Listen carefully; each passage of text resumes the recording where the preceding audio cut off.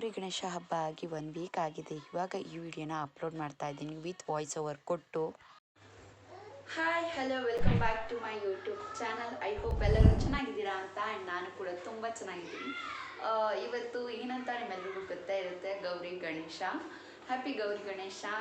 ಶಿವನಿಗೆ ಗೌರಿ ನಾವೇನು ಜಾಸ್ತಿ ಗೌರಿ ಹಬ್ಬನ ಆಚರಿಸಲ್ಲ, ಅಂದರೆ ಏನು ಮಾಡೋದಿಲ್ಲ, ಪೂಜೆನೂ ಏನು ಮಾಡಲ್ಲ. ಫುಡ್ ಅಡುಗೆನೂ ಅಷ್ಟೇ ಸಿಂಪಲ್ಲಾಗಿ ಇರುತ್ತೆ. ಜಸ್ಟ್ ದೇವಸ್ಥಾನಕ್ಕೆ ಹೋಗಿದ್ದು ಪೂಜೆ ಮಾಡಿಸ್ಕೊಂಡು ಬರ್ತೀವಿ ಅಷ್ಟೇ. ಆ್ಯಂಡ್ ಗಣೇಶ ಹಬ್ಬದ ದಿನ ನಮಗೆ ಸ್ಪೆಷಲ್ ಪೂಜೆ ಇರುತ್ತೆ ಮನೇಲಿ, ಹಾಗೆ ಸ್ಪೆಷಲ್ ಅಡುಗೆ ಇರುತ್ತೆ ಆ್ಯಂಡ್ ಸ್ಪೆಷಲ್ ಆಗಿರುತ್ತೆ ಎಲ್ಲ. ನಮ್ಮ ಚಾನಲ್ನ ಸಬ್ಸ್ಕ್ರೈಬ್ ಮಾಡ್ಕೊಳ್ದೆ ನೋಡ್ತಾ ಇದ್ದೀರಾ, please do subscribe to my channel. ಈ ವಿಡಿಯೋ ಗಣೇಶ ಹಬ್ಬದ ದಿನ ಮಾಡಿದ್ದಂಥದ್ದು. ಈ ಥರ ಪೂಜೆ ಮಾಡಿದರು.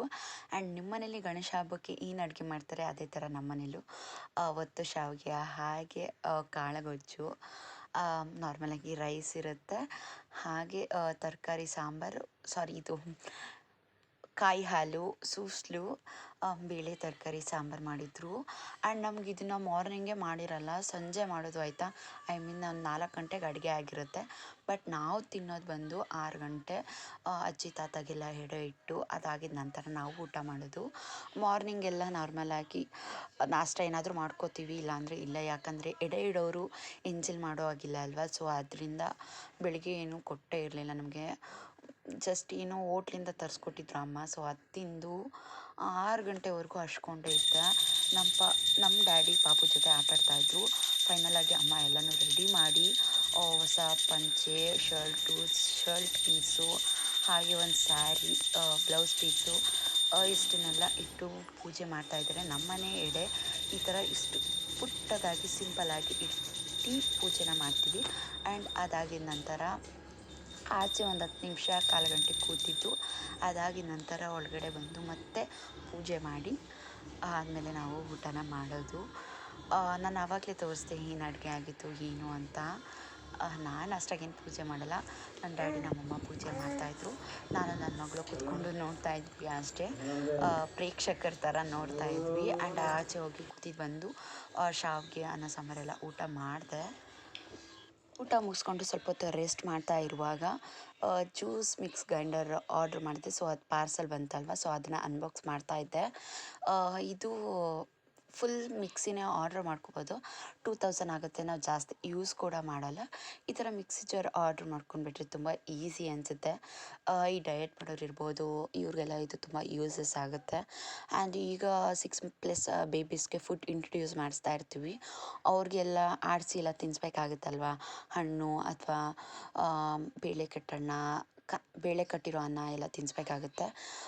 ಇದನ್ನೆಲ್ಲ ದೊಡ್ಡ ಮಿಕ್ಸಿಲೇ ಆಡಿಸೋದಕ್ಕೆ ಆಗಲ್ಲ. ಸೊ ಅದರಿಂದ ಅಂದ್ಬಿಟ್ಟು ಈ ಮಿಕ್ಸಿ ಜಾರನ್ನ ಆರ್ಡ್ರ್ ಮಾಡ್ಕೊಂಡ್ವಿ.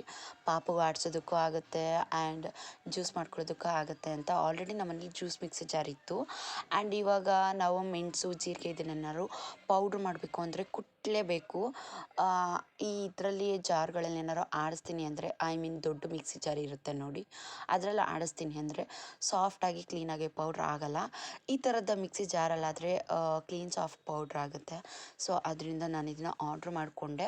ಈ 2000-3000 ಇನ್ವೆಸ್ಟ್ ಮಾಡಿ ದೊಡ್ಡ ಮಿಕ್ಸಿ ಜಾರ್ ತೊಗೊಳೋದಕ್ಕಿಂತ ಈ ಥರ ಬರೀ ಜಾರ್ ತೊಗೊಂಡ್ಬಿಟ್ರೆ ತುಂಬ ಯೂಸ್ ಆಗುತ್ತೆ. ಯಾವುದೇ ಮಿಕ್ಸಿ ಆದರೂ ಇದು ಕಂಫರ್ಟಬಲ್ ಆಗಿರುತ್ತೆ. ಸೊ ನಮಗೆ ನಾನು ಕೊಟ್ಟಿದ್ದ ಪ್ರೈಸ್ಗೆ ಓಕೆ ಅನ್ನಿಸ್ತು. ಆ್ಯಂಡ್ ಕ್ವಾಲಿಟಿ ವೈಸ್ ಬೇರೆ ಮಾತಾಡೋ ಹಾಗೆಲ್ಲ ಅಷ್ಟು ಚೆನ್ನಾಗಿತ್ತು. ನಾನು ಎಕ್ಸ್ಪೆಕ್ಟೇ ಮಾಡಿರಲಿಲ್ಲ ಇಷ್ಟೊಂದು ಚೆನ್ನಾಗಿರುತ್ತೆ ಅಂತ. ಆರ್ಡ್ರ್ ಮಾಡಿದೆ, ನೋಡೋಣ ಹೇಗಿರುತ್ತೆ. ಇಷ್ಟ ಆಗಲಿಲ್ಲ, ಚೆನ್ನಾಗಿಲ್ಲ ಅಂದರೆ ರಿಟರ್ನ್ ಮಾಡಿಬಿಡೋಣ ಅಂತ. ಸೊ ತುಂಬ ಚೆನ್ನಾಗಿತ್ತು. ಆ್ಯಂಡ್ ಇದ್ರ ಪ್ರೈಸ್ ಬಂದು 350 ಕೆಳಗಡೆನೆ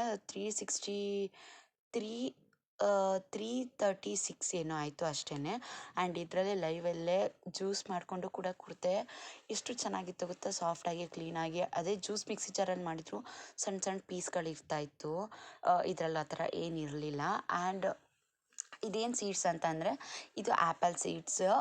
ನಾನು ಆ್ಯಪಲ್ ಕಟ್ ಮಾಡಿ ಜ್ಯೂಸ್ ಮಾಡಿದ ನಂತರ ಒಂದಷ್ಟು ಸೀಡ್ಸ್ ಇತ್ತು. ನಾನು ಯಾವುದೋ ವಿಡಿಯೋದಲ್ಲಿ ನೋಡಿದೆ, ಇದನ್ನು ವೆಟ್ ವೈಪ್ಸಲ್ಲಿ ಇಟ್ಟು ಫ್ರಿಜ್ಗೆ ಇಟ್ಟರೆ ಸೊ ಇದು ಮೊಳಕೆ ಬರುತ್ತೆ ಅಂತ. ಹಾಗೆ 1-2 ಪಾರ್ಟು ಫ್ರೀಯಾಗಿ ಮನೇಲಿ ಬಿದ್ದಿತ್ತು, ಹೊಸ ಪಾಟ್ಗಳು. ಯಾಕೆ ಅದನ್ನು ಹಾಕಿ ಗಿಡ ಹಾಕ್ಬೋದಲ್ವ ಅಂದ್ಬಿಟ್ಟು ನಾನು ಇದನ್ನು ಮೊಳಕೆ ಬರ್ಸೋಣ ಅಂತ ಹೇಳ್ಬಿಟ್ಟು ಹಾಕಿಟ್ಟೆ.